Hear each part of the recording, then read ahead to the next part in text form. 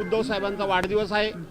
मी माझं ग्रामदैवत शारदा देवीला प्रार्थना करतो की ह्या नेत्याला उदंड आयुष्य दे, दीर्घ आयुष्य दे, उत्तम आरोग्य दे आणि दीर्घकाळपर्यंत महाराष्ट्राची सेवा करण्याची त्यांना ताकद दे, असे मी माझ्या ग्रामदेवताला प्रार्थना करतो। राहता प्रश्न, आपण हा दोन भाऊ एकत्र आलेत, हा एक अपूर्व योगायोग नाही, ही एक अपूर्व भेट आहे। ही भविष्याची नांदी आहे, जे महाराष्ट्रातल्या मराठी माणसाच्या आणि महाराष्ट्राच्या मनामध्ये होतं की ह्या दोन भावांनी एकत्र यावं। हे दोन भाऊ एकत्र आले, आजच्या शुभदिनी एकत्र आले। हे दोन भाऊ एकत्र आले म्हणजे दोन विचार एकत्र आले, दोन मन एकजीव झाली आणि त्याचबरोबर दोन पक्ष हे एकत्र झाले। याचा अर्थ गेले कित्येक वर्ष हा महाराष्ट्र जो काही विभागला होता, दुभंगला होता, तो महाराष्ट्र पुन्हा एकसंघ झाला, त्याची ही नांदी आहे। पण मध्ये युतीच्या चर्चा थांबल्या होत्या।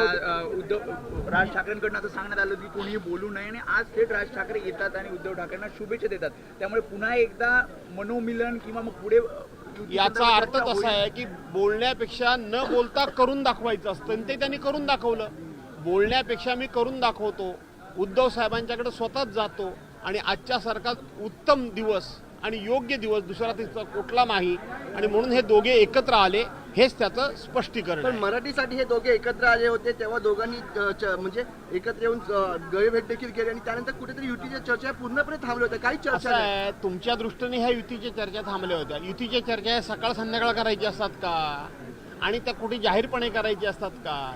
त्या युतीच्या चर्चा ह्याच्यामध्ये गोपनीयता असली पाहिजे, याच्यामध्ये सिरियसनेस असला पाहिजे, आणि युती योग्य वेळेला, अजून कुठली निवडणूकच नाहीये, विधानसभा होऊन गेल्या, लोकसभा होऊन गेल्या, आता कुठलीही सध्या निवडणूक सुरू नसल्यामुळं तुम्हाला जरी वाटत असलं की ही युतीची चर्चा थांबली होती, परंतु सही बात सही वक्त। 20 वर्षानंतर मातोश्रीवर राज ठाकरे आलेले, काय सांगाल? आनंदाचा दिवस आहे, आनंदाचा दिवस आहे खऱ्या अर्थानं। 20 वर्षानंतर मध्यंतरी उद्धव साहेबांचं ज्यावेळेला एक ऑपरेशन झालं तेव्हा ते आले होते, परंतु त्याला देखील बराच कालखंड तेव्हा शिवसेना प्रमुख हयात होते, आणि म्हणून 20 वर्ष या गोष्टीला होत आलेली आहेत।